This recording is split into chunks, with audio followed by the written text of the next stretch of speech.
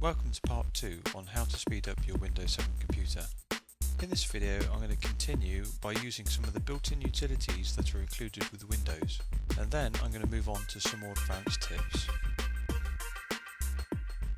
To start with, we're going to run the Windows Defrag utility. This will optimise your computer's disk performance. To do this, click the Start Orb, then go to All Programs, Accessories, System Tools, and then look for Disk Defragmenter.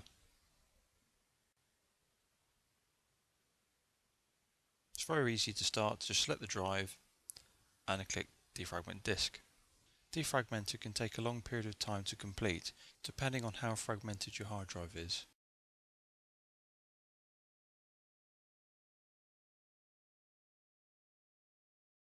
Once it's complete, click Close. Now we're going to move on to changing your computer power plan. You might find that your computer is actually running in the balanced power plan or in some sort of power saving mode, especially if you're using a laptop computer. Now we can easily get the most performance out of your computer by putting it into the high performance power plan. To do this, click on the Start Orb and then go to Control Panel and select System and Security and then Power Options. You can see it's in balance, so if we just click on the High Performance, and that's it. Your computer will now be in the highest performance state and will be able to utilise 100% of the CPU's performance.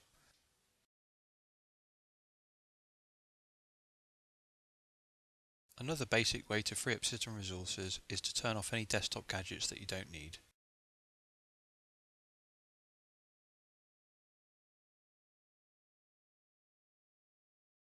A great feature in Windows 7 is Windows Ready Boost.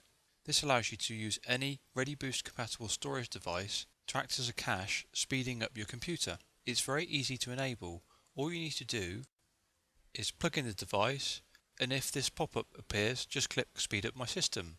Alternatively, just click on the Start Orb and then go to Computer. Look for the removable disk, right click it, click Properties, and then you can see a tab called Ready Boost. Select that. Got a few different options. We want to just click Use this device. You can choose what size you want to give to the Ready Boost cache. Click OK, and that's it. You can now see all the space on the removable disk is used for caching. Windows does include a wizard for performance troubleshooting. You just need to open up Control Panel and click Find and Fix Problems, and then select Check for Performance Issues. The Performance Troubleshooting wizard will then open, and you just need to follow the on-screen instructions. Here you can see when I click Next, it will try to detect any problems with my computer. The detection process completes, and it has now given me a suggestion on screen. So I'm now going to follow what it says and open up the System Configuration utility, where I will disable Adobe Reader from starting.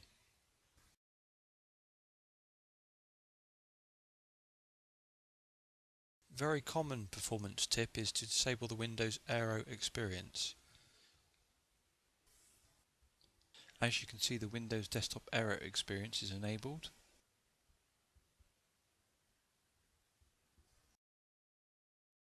To disable it, all we need to do is right click and select Personalize and scroll down and look for Windows Basic. Select that. You just have to wait.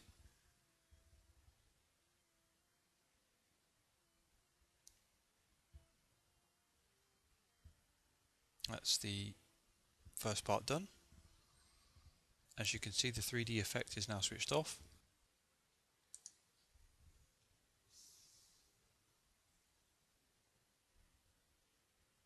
You can speed up things a little more by switching off more visual enhancements. To do this, you just need to go down to the Start orb and then right click on Computer, select Properties, click on the Advanced System Settings link, click Settings under the Performance area, and you've got loads of tick boxes here that you can switch on and off different effects. The easiest thing is just to click on Adjust for Best Performance and then click on Apply.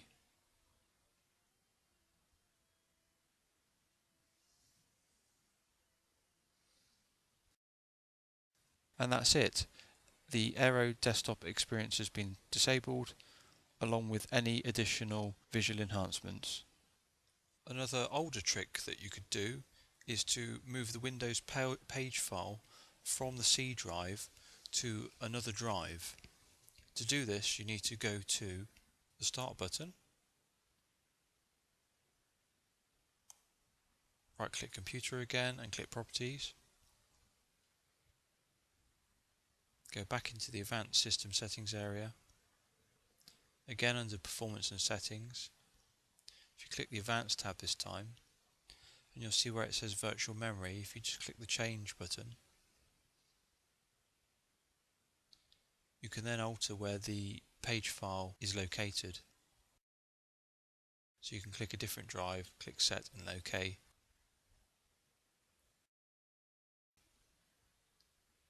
And that's moved from your main C drive. Now, another handy trick to know about is that you can change the processor affinity. All this means, in a multi-core computer, you can tell the computer which core the program should run on. By default, Windows will dynamically sort this out for you, but if you want to, you can allocate one program to one core. I'll do a short demonstration on how to do this. As you can see, I've got a video clip open on the left here. And what we're going to do is right click on the Start bar and go to Task Manager. And then we're going to click on the Performance tab, go into the Resource Monitor, and you'll be able to see the graphs on the right here, and you'll be able to see CPU 0 and CPU 1. That's because this computer I'm using has got 2 cores.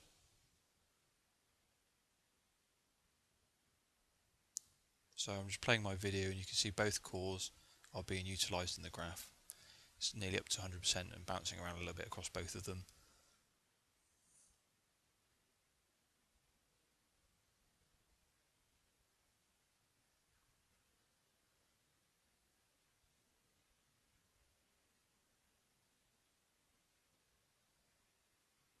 So what I'm going to do now is pause the video.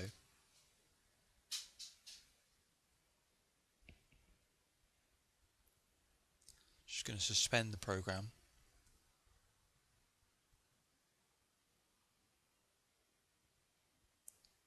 And now I'm going to make Windows Media Player run on its own core and not use 2 cores.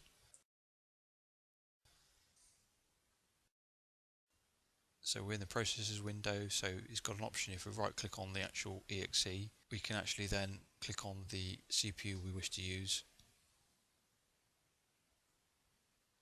And we'll go back into Resource Monitor, resume the process,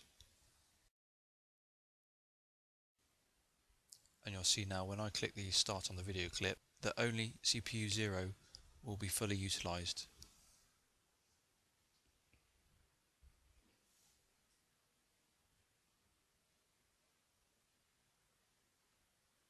This can be quite handy in some circumstances when you want to prioritise a core.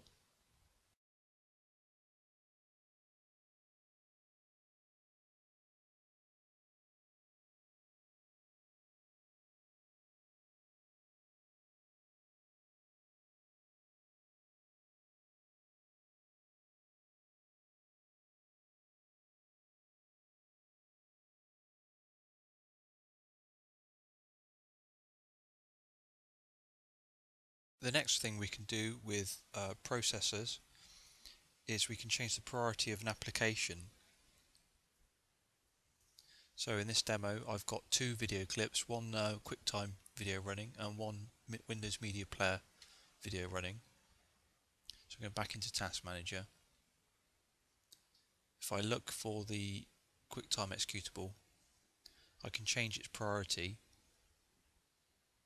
and put it high. So you should be able to see now, because the priority has been set to high, I can move the windows around and it's quite responsive when I move it around, even with the video of Media Player playing in the background there.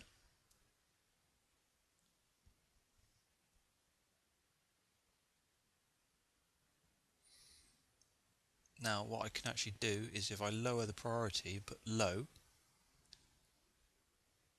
you'll now see when I try and move the QuickTime video, the computer's not responsive.